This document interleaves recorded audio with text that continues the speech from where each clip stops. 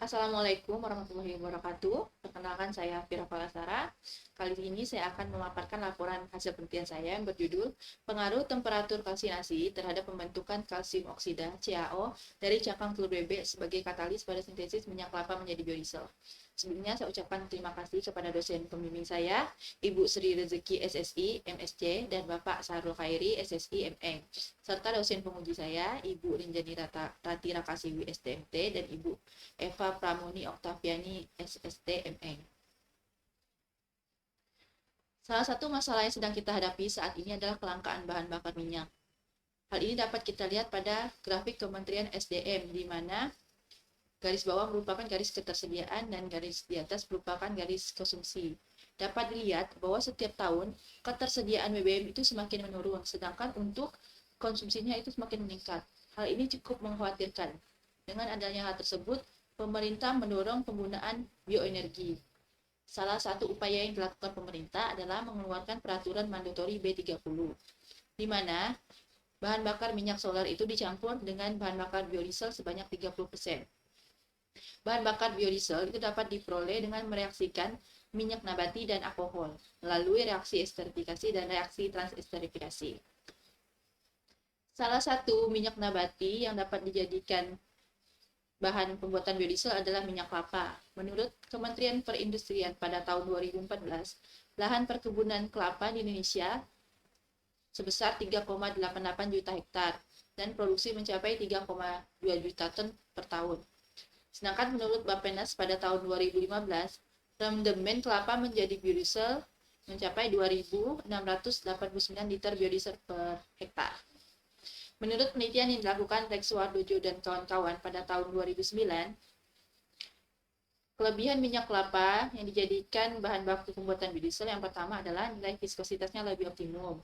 Yang kedua, menghasilkan emisi yang lebih rendah. Kemudian kadar air dan asam lemak bebasnya juga rendah. Selain minyak nabati dan alkohol, bahan baku yang penting dalam pembuatan biodiesel adalah katalis. Katalis ini berfungsi untuk menurunkan energi aktivasi dan mempercepat laju reaksi. Katalis umumnya terbagi menjadi katalis homogen dan katalis heterogen. Pada awal penelitian tentang biodiesel, banyak digunakan katalis homogen. Akan tetapi katalis homogen ini mempunyai beberapa kekurangan. Yang pertama yaitu fasanya sama dengan fasa campuran, sehingga sulit untuk dipisahkan. Yang kedua, katalis homogen ini juga tidak ramah lingkungan. Sehingga pada saat ini banyak peneliti itu mengembangkan penggunaan katalis heterogen. Salah satunya adalah CaO. CaO dapat diperoleh dari CaCO3 dengan proses kalsinasi. Salah satu bahan yang mengandung CaCO3 cukup tinggi adalah cangkang telur bebek. Menurut penelitian dari Stadelman pada tahun 2000, cangkang telur bebek itu mengandung CaCO3 94%, kalsium fosfat 1%, magnesium karbonat 1%, dan bahan organik lain 4%. Apabila cangkang telur bebek ini digunakan sebagai sumber CaO, akan mempunyai keuntungan. Yang pertama, kandungan kalsium karbonatnya tinggi 94%. Kemudian yang kedua, mudah didapat. Yang ketiga, bisa didaur ulang. Dan keempat, tidak membahayakan lingkungan. Sehingga dalam penelitian ini akan dilakukan kalsinasi terhadap cangkang telur bebek untuk melihat pembentukan CaO dengan variasi suhu 700, 800, 900, dan 1000 derajat Celcius, sehingga dapat digunakan sebagai katalis pada sintesis biodiesel dengan bahan baku minyak kelapa. Selanjutnya masuk ke tinjauan pusaka. Yang pertama ada penelitian yang dilakukan Wei pada tahun 2009. Katalis berasal dari cangkang telur ayam. Suhu kalsinasi 600 sampai 900 derajat Celcius. Diaplikasikan kepada minyak kedelai dengan yield biodiesel sebesar 95%. Di mana hasil menunjukkan temperatur kalsinasi optimum pembentukan CaO adalah pada suhu 900 derajat Celcius dan temperatur kalsinasi di bawah 800 derajat Celcius itu belum membentuk CaO. Kemudian, penelitian dilakukan Obadiah pada tahun 2012, di mana asal sumber katalis adalah tulang hewan dengan suhu kalsinasi 200, 400, 600, dan 800 derajat Celcius. Diaplikasikan kepada CPO dengan yield biodiesel sebesar 96,78%, di mana kalsinasi optimum pada suhu 800 derajat Celcius, dan waktu transesterifikasi optimum dengan yield terbesar adalah 4 jam. Penelitian yang dilakukan Christina pada tahun 2012, katalis berasal dari tulang sapi, suhu kalsinasi 900 derajat Celcius, diaplikasikan kepada minyak nyamplung, yield biodiesel sebesar 86,02%. di mana suhu transestrifikasi optimum yang memberikan yield terbesar adalah pada suhu transestrifikasi 60 derajat Celcius. Penelitian yang dilakukan Achanay pada tahun 2013, katalis berasal dari cakang telur ayam dan cakang telur bebek. Suhu kalsinasi 900 derajat Celcius diaplikasikan kepada CPO.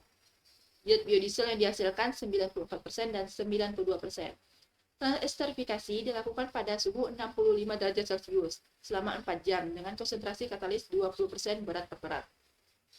Penelitian yang dilakukan TV pada tahun 2016, katalis berasal dari cakang telur ayam, suhu kalsinasi 700, 800, dan 900 derajat Celcius. Diaplikasikan kepada CPO, yield biodiesel yang dihasilkan 92%. Di mana hasil yang diperoleh menunjukkan konversi pembentukan CaO dari CaO3 paling tinggi adalah pada temperatur 900 derajat Celcius. Selanjutnya masuk ke dasar teori. Reaksi pembentukan biodiesel ini ada dua, yaitu reaksi esterifikasi dan reaksi transesterifikasi. Di mana reaksi esterifikasi ini dilakukan apabila kandungan asam lemak bebas di dalam minyak nabati itu melebihi 1%. Di mana akan terjadi reaksi antara asam lemak bebas dan alkohol dengan bantuan katalis menghasilkan metil ester dan air. Dan apabila kandungan asam lemak bebasnya sudah kurang dari 1%, maka dapat dilakukan reaksi transesterifikasi, di mana reaksi ini mereaksikan trigliserida dari minyak nabati dan alkohol dengan bantuan katalis menghasilkan 3 metil ester dan gliserol. Biodiesel ini mempunyai beberapa karakteristik. Yang pertama yaitu densitas. Densitas ini berkaitan dengan nilai kalor dan daya yang dihasilkan oleh mesin diesel, di mana densitas yang rendah akan menghasilkan nilai kalor yang tinggi. Sedangkan biodiesel dengan densitas yang melebihi standar akan menyebabkan reaksi pembakaran tidak sempurna pada biodiesel. Standar dari nilai densitas yaitu 850 sampai 890 kg per meter kubik. Selanjutnya adalah viskositas. Viskositas mempunyai peranan yang sangat penting dalam proses penginjeksian bahan bakar. Viskositas yang terlalu rendah dapat menyebabkan kebocoran pada pompa injeksi. Dan kalau terlalu tinggi dapat mempengaruhi kerja cepat alat injeksi dan mempersulit pengabutan pada bahan bakar. Nilai standar dari viskositas kinematika pada suhu 40 derajat Celcius yaitu di rentang 2,3 sampai 6 mm kuadrat per sekon. Selanjutnya adalah angka setana. Angka setana ini menunjukkan kemampuan bahan bakar untuk menyala sendiri. Semakin tinggi angka setana, maka semakin mudah bahan bakar tersebut terbakar dan semakin sedikit emisi gas buangnya, karena bahan bakar dapat terbakar secara sempurna.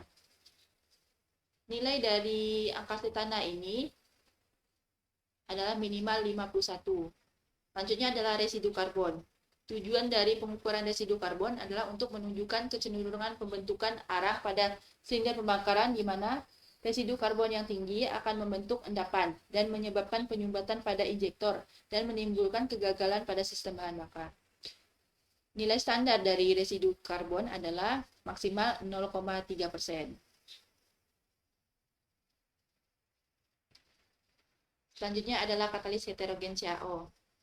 Katalis heterogen CaO dapat diperoleh dari CaCO3 dengan proses kalsinasi, di mana CaCO3 itu diberikan panas dalam suhu tinggi, kemudian akan menguapkan air, senyawa organik, dan karbon dioksida, sehingga membentuk CaO. Manfaat dari katalis heterogen CaO yang pertama adalah aktivitas katalitik tinggi, di mana di antara oksida logam, alkali tanah, CaO paling banyak digunakan, dan menurut penelitian yang dilakukan Chauhan pada tahun 2011, katalis CaO dapat menghasilkan yield biodiesel setinggi 98%. Selanjutnya adalah masa penggunaan katalis lama. Hal ini didukung dengan penelitian Wei pada tahun 2009, di mana katalis CaO dapat digunakan 13 kali tanpa kehilangan nilai aktivitas katalitiknya. Kemudian katalis ini juga mempunyai biaya katalis yang rendah karena dapat dibuat dari limbah seperti tulang hewan, cangkang telur unggas, dan cangkang kerang-kerangan. Selanjutnya adalah pola XRD.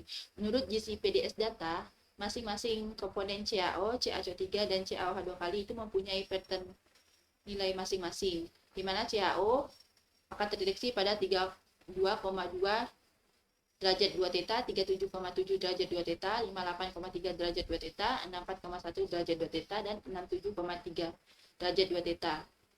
Hal ini dapat kita lihat pada penelitian TITI pada tahun 2016.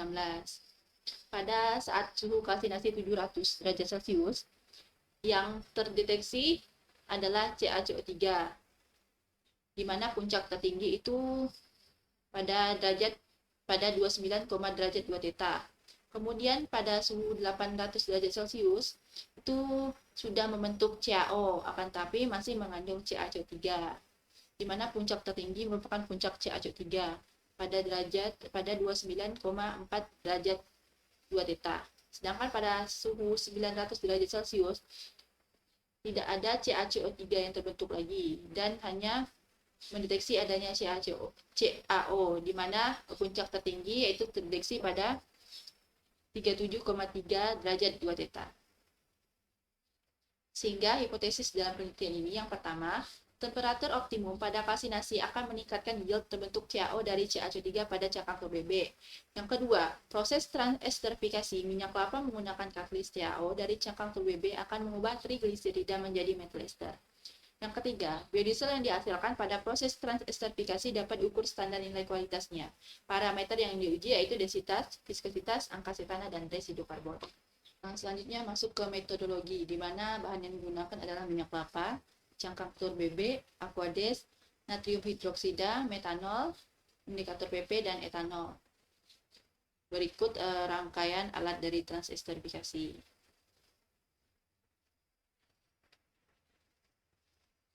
Selanjutnya adalah preparasi katalis, di mana cangkang telur bebek itu dibersihkan dan dikeringkan lalu dioven dengan temperatur 100 derajat Celcius. Cangkang telur bebek kemudian dihaluskan dan diayak hingga lulus ukuran 80 mes. Cangkang telur bebek halus itu dikalsinasi dalam furnace dengan variasi suhu 700, 800, 900, dan 1000 derajat Celcius selama 4 jam. Setelah kalsinasi, abunya dianalisis menggunakan XRD. Analisis FFA, di mana minyak kelapa dimasukkan sebanyak 2,82 gram ke dalam milimeter. Kemudian dicampurkan etanol 5 ml dan dikocok. Setelah itu ditambahkan indikator PP, lalu dimasukkan ke dalam campuran.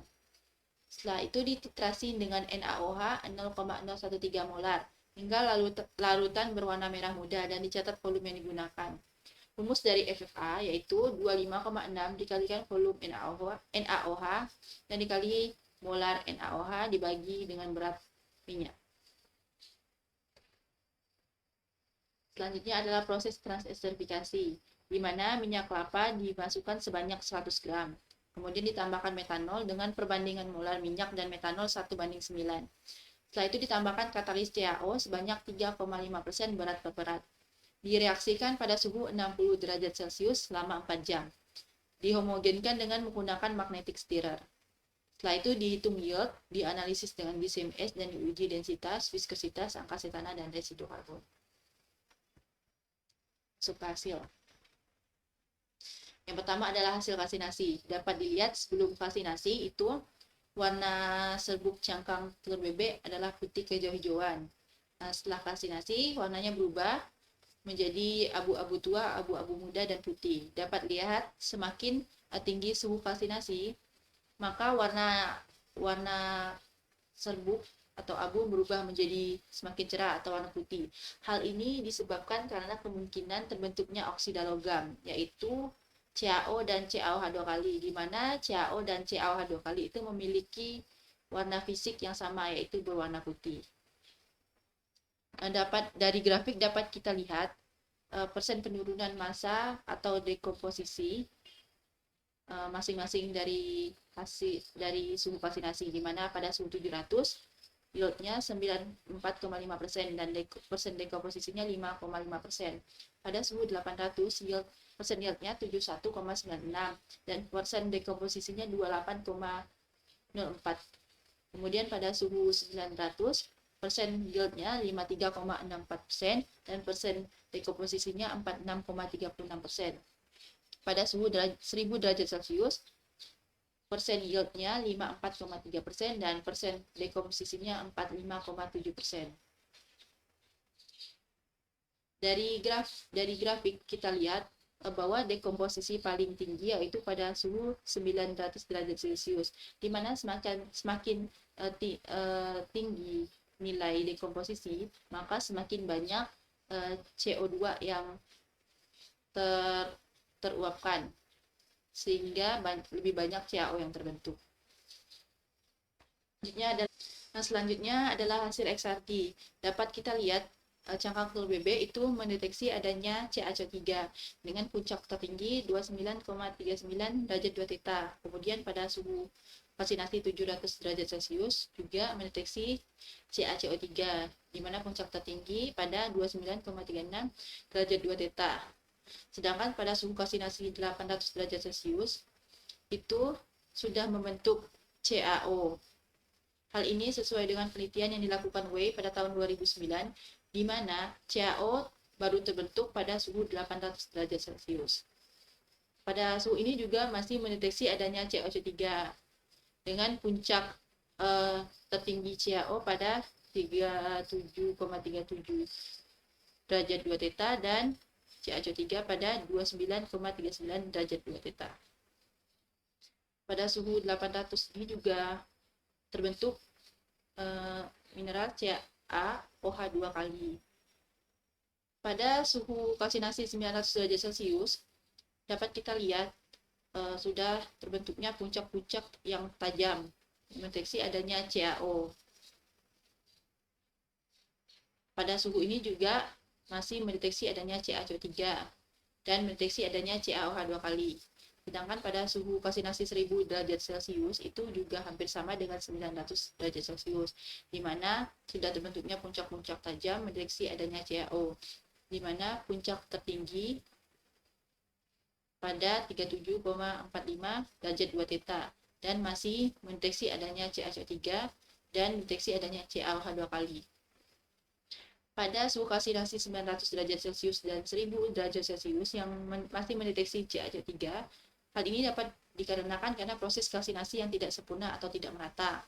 Sedangkan untuk pembentukan CaOH 2 kali pada suhu 800, 900, dan 1000 derajat Celcius itu karena adanya reaksi CaO dengan air yang terdapat di udara sehingga membentuk CaOH 2 kali. Dari diffraksi XRD, kita dapat menentukan ukuran kristal menggunakan persamaan Debye-Scherrer, di mana ukuran kristal sama dengan K dikali panjang gelombang dibagi beta dikali cos theta. Dan kita juga dapat menentukan komposisi dari cangkang telur bebek sebelum dan sesudah kalsinasi dengan menggunakan persamaan RIR, reference intensity ratio. Akan tetapi persamaan ini hanya bisa mendeteksi mineral dan tidak dengan senyawa organik dan lainnya, di mana komposisinya XP sama dengan RIR dikali intensitas yang terdeteksi dibagi intensitas maksimal. Untuk ukuran kristal, dapat kita lihat cangkang telur bebek sebesar 24,688 nanometer. Dan dapat kita lihat juga, semakin tingginya suhu kalsinasi, maka nilai kristalnya itu semakin turun atau mengecil. Maka semakin kecil ukuran kristal itu, luas permukaan akan semakin besar, dan dengan sendirinya permukaan kontak antara reaktan dan katalis akan semakin sempurna.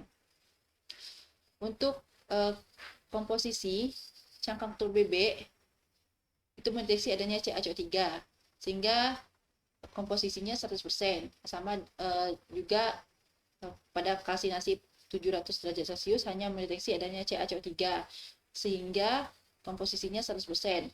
Sedangkan pada suhu 800 derajat Celcius itu mendeteksi adanya CaCO3, CaO, dan CaOH 2 kali, di mana CaO itu paling besar, sekitar 60,96%, diikuti dengan CaCO3 38,35% dan CaO 2 kali 0,69%.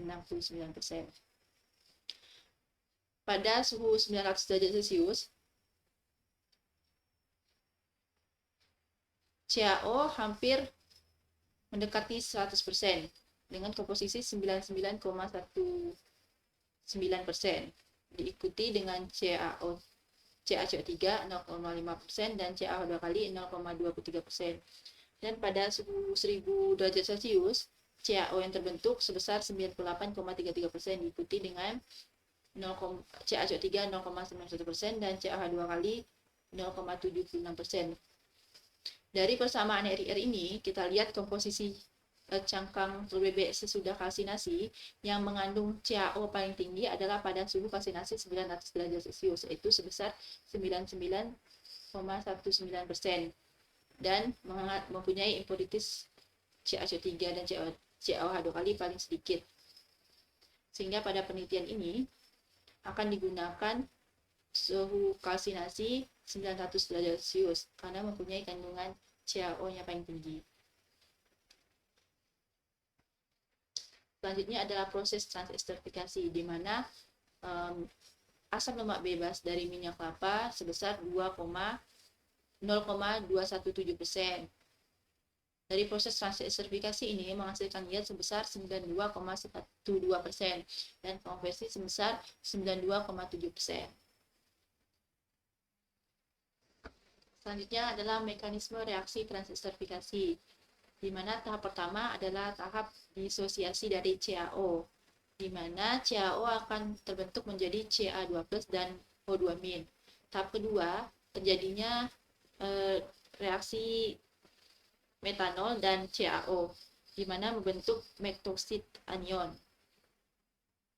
Tahap ketiga, trigliserida bereaksi dengan metoksid anion, membentuk senyawa antara tetrahedral intermediate, di mana senyawa antara ini akan terjadi penataan ulang molekul perantara dan bentuk metil ester dan digliserida anion. Kemudian dari digliserida anion ini akan bereaksi dengan H+ dari metoksid anion, akan membentuk digliserida.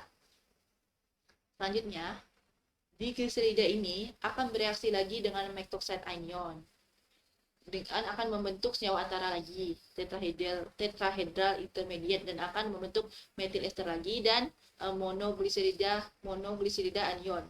Dari monogliserida anion ini akan bereaksi dengan H+ lagi dari metoksid anion membentuk monogliserida. Kemudian monogliserida ini akan bereaksi lagi dengan metoksid anion dan akhirnya akan membentuk gliserol dan 3 metil ester. Selanjutnya adalah hasil GCMS, yaitu kromatogram metil ester, di mana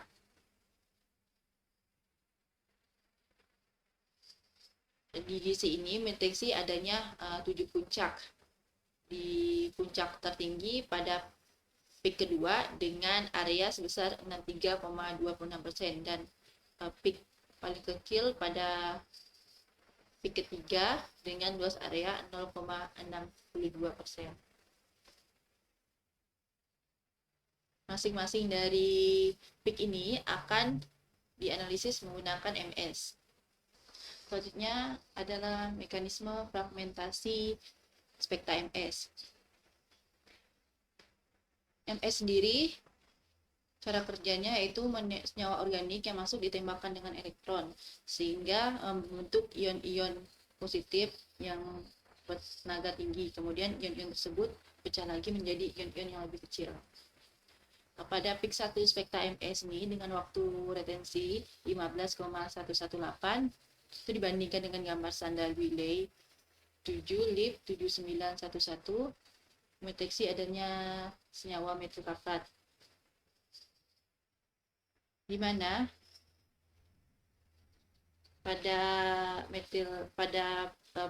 peak spekta MS ini menunjukkan adanya penataan ulang McLafferty dengan munculnya puncak dasar 74.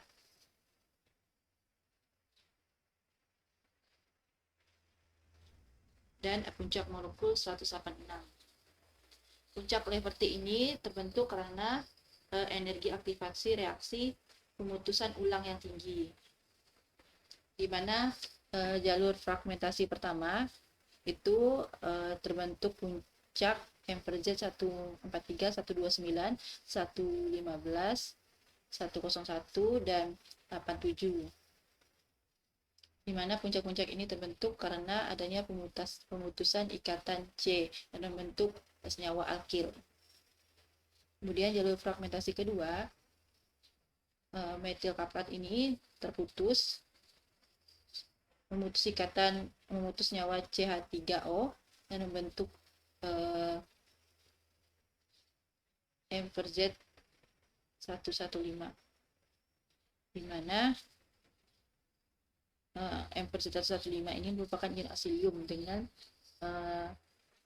O rangkap 3. Kemudian dari fragmentasi 3 ini juga membentuk ion asilium dengan O-nya rangkap 3 dengan memutus ikatan C9H19. Untuk jalur fragmentasi keempat, ini memutus ikatan C3H7, kemudian memutus ikatan C3H6O2 plus, dan terbentuk M per Z 69. Kemudian dari ini M per Z 69 ini terputus lagi ikatan C, membentuk deret ion M per Z 41. Selanjutnya adalah peak kedua. Peak kedua spekta MS dengan waktu retensi 20,418 dengan peak dasar 74 dan peak molekul 214. Ini dibandingkan dengan gambar standar Wiley 77 lib 113510. Deteksi adanya senyawa metilaurat. Pada peak 2 ini juga terjadi penataan ulang McLafferty dengan fragmentasi 1, yaitu puncak 199, 171, 157, 143, 129, 115, 101, dan 87 terjadi karena adanya pemutusan ikatan C. Kemudian untuk jalur fragmentasi kedua, ini terjadi pemutusan ikatan senyawa CH3, kemudian membentuk M per Z 199, kemudian memutus lagi senyawa C3H6O2 menjadi M per Z 105, kemudian ini dipecah lagi, terus lagi menghasilkan deret ion 41, 55, 9, 83, dan 97. Kemudian jalur fragmentasi ketiga ini memutus ikatan dan melepas senyawa CH3O menghasilkan M per Z 183 dan memecah lagi menjadi ion-ion yang lebih kecil, yaitu 43, 57, 71, 85, dan 99. Kemudian peak 3 spekta MS dengan waktu retensi 20,687 dibandingkan dengan gambar standar Wiley 7 lib 113522, di mana senyawa yang terdeteksi merupakan metilaurat. Jalur fragmentasi metilaurat peak ketiga ini kurang lebih sama dengan peak kedua. Bedanya pada peak ketiga ini terdapat ion asilium, di mana senyawa metilaurat itu memecah senyawa CH11H23 dan membentuk puncak M per Z 59 dengan senyawa O rangkap 3. Selanjutnya peak keempat spekta MS dengan waktu retensi 25,139 dengan puncak standar 74 dan puncak molekul 242 dibandingkan dengan standar Wiley 7 Libderi 148370 mendeteksi adanya senyawa metil mirstat. Di sini juga terjadi pembentukan ulang McLafferty. Kemudian terbentuk puncak 199, 185, 171, 157, 143, 129, 115, 11, dan 87. Deret ion ini terbentuk karena adanya pemutusan ikatan C. Kemudian jalur fragmentasi kedua ini yang pertama terputus adalah senyawa C3H7, kemudian membentuk M per Z 199, kemudian terputus lagi senyawa C3H6O2 membentuk M per Z 105, kemudian terputus lagi menjadi ion-ion yang lebih kecil 41, 55, 69, 83, dan 97. Kemudian jalur fragmentasi ketiga itu terputusnya ikatan CH3O membentuk M per Z 211. Kemudian ion ini terputus lagi menjadi ion-ion lebih kecil, menjadi 43 57 71 85 113 127 dan 141. Kemudian peak kelima dengan waktu retensi 29,427 itu mempunyai peak dasar 74 dan peak molekul 270 dibandingkan dengan standar Wiley 7 library 180445 mendeteksi adanya senyawa metil palmitat. Pada peak kelima ini juga mendeteksi adanya penataan ulang McLafferty dengan munculnya puncak 74. Kemudian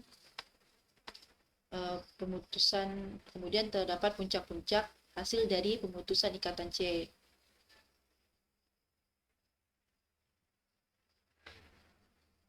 Kemudian pada jalur fragmentasi kedua itu terlepasnya senyawa C3H7 membentuk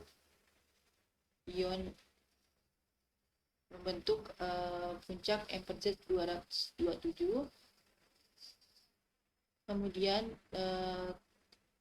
terpecah lagi, kemudian terlepas lagi ion C3H6O2+ menjadi MZ 153. Kemudian dari ion MZ 153 ini terpecah lagi menjadi ion-ion lebih kecil dengan puncak 41, 55, 69, 89, 97 dan 125. Ini.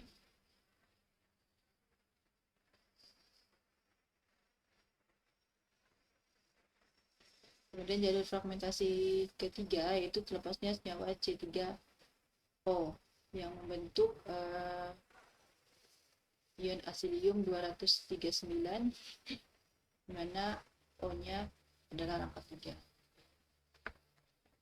Kemudian jalur fragmentasi ke-6 dengan waktu retensi 32,873 dibandingkan dengan standar Wiley 7 lib 207855 mendeteksi ada senyawanya metil oleat di mana terdapat juga penataan ulang McLafferty.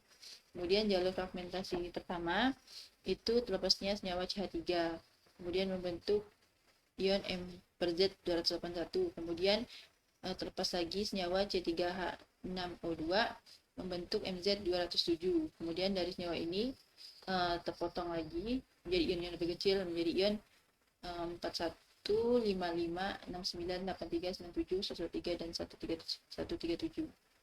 Kemudian jalur fragmentasi kedua metil oleat ini melepas senyawa CH3OH menghasilkan M/Z 264. Kemudian senyawa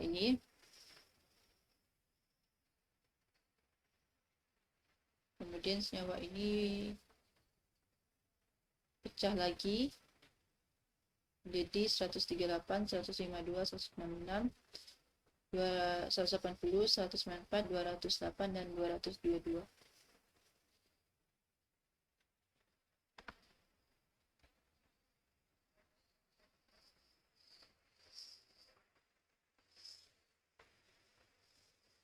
Kemudian untuk peak ke-7 dengan spektra MS dengan waktu retensi 33,357 dibandingkan dengan Wiley 7 library 209850 di mana peak dasarnya adalah 74 dan peak molekulnya 298 mendeteksi adanya senyawa metil stearat. Pada metil stearat juga terdapat pembentukan penataan ulang McLafferty. Kemudian jalur fragmentasi ini terbentuk karena ada pemutusan ikatan C. Setelah itu fragmentasi kedua itu terputus ikatan C3H7, kemudian terputus lagi senyawa C3H6O2 membentuk ion dengan puncak MZ 181, kemudian terputus lagi menjadi ion-ion lebih kecil 41, 55, 69, 83, 97, 125 dan 153.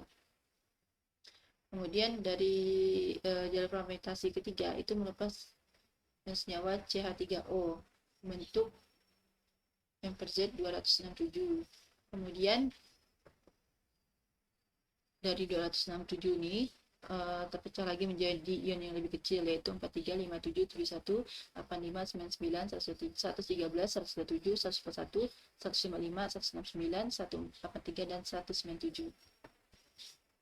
Berdasarkan spek TMS tadi, maka komposisi metil ester dari minyak kelapa, peak pertama mendeteksi adanya metil kaprat dengan area 6,33%, kemudian peak kedua waktu retensi 20,418 mendeteksi adanya metil laurat dengan area 63,26%, kemudian peak ketiga dengan waktu retensi 20,684 mendeteksi adanya metil laurat dengan area 0,62%. Kemudian peak keempat dengan waktu retensi 25,139 mendeteksi adanya senyawa miristat dengan area 20,4%. Kemudian peak kelima dengan waktu retensi 29,427 deteksi adanya senyawa metil palmitat dengan area 6,83%. Kemudian peak keenam dengan waktu retensi 32,873 mendeteksi adanya senyawa oleat dengan area 1,93%. Kemudian peak ketujuh dengan waktu retensi 33,357 mendeteksi adanya senyawa metil serat dengan area 0,64%. Berdasarkan standar kualitas biodiesel, densitas pada metil ester dari minyak kelapa mempunyai nilai 859. Kemudian viskositas kinematikanya 11,6, kemudian angka setananya 55,7, dan residu karbonnya 0,37%. Dari pengukuran standar biodiesel ini yang melebihi standar yaitu nilai viskositas dan residu karbon. Viskositas yang tinggi ini dapat disebabkan oleh trigliserida atau asam lemak yang masih terdapat pada minyak. Yang pertama karena trigliseridanya tidak bereaksi secara sempurna, dan asam lemak bebas yang terdapat pada minyak. Kemudian untuk residu karbon ini dapat disebabkan juga karena impurities, karena pencucian yang tidak sempurna dari senyawa metil ester tersebut, dan masih menyisakan impurities seperti asam lemak tadi. Dan kesimpulannya, suhu kalsinasi yang menghasilkan CaO dengan pengotor paling sedikit adalah kalsinasi pada suhu 900 derajat Celcius. Sedangkan pada suhu kalsinasi 700 derajat Celcius belum membentuk CaO. Suhu kalsinasi 800 derajat Celcius, CaO sudah terbentuk, akan tetapi masih banyak mengandung CaCO3. Suhu kalsinasi 1000 derajat Celcius terbentuk CaO, akan tetapi kandungan CaCO3 dan CaO H2 kali lebih banyak dibandingkan dengan suhu kalsinasi 900 derajat Celcius. Yang kedua, proses transesterifikasi menghasilkan yield sebesar 92,12% dan konversi sebesar 92,7%. Kandungan metil ester dari minyak kelapa berdasarkan presentasi area paling tinggi adalah metil laurat, metil maristat, metil palmitat, metil kaprat, metil oleat, dan metil stearat. Yang ketiga, pengujian karakteristik biodiesel terhadap densitas, viskositas kinematika, angka setana, dan residu karbon menghasilkan nilai densitas sebesar 859 kg per meter kubik, kemudian viskositas kinematika 11,6 mm kuadrat per sekon, kemudian angka setana 55,7, dan residu karbon 0,37% berat per berat. Berdasarkan SNI 047182 SIP 2015 Dirjen Migas, yang tidak termasuk standar adalah viskositas dan residu karbon, di mana standar viskositas adalah 2,3 sampai 6 mm kuadrat per sekon, dan residu karbon maksimal 0,3% berat per berat. Saran dari penelitian ini yakni analisa metil ester dengan analisis GCMS diperlukan adanya esterifikasi lebih dahulu, walaupun kandungan FFA-nya kurang dari 1%. Hal ini agar semakin sedikit asam lemak dari metil ester, sehingga tidak mengganggu proses analisa GCMS.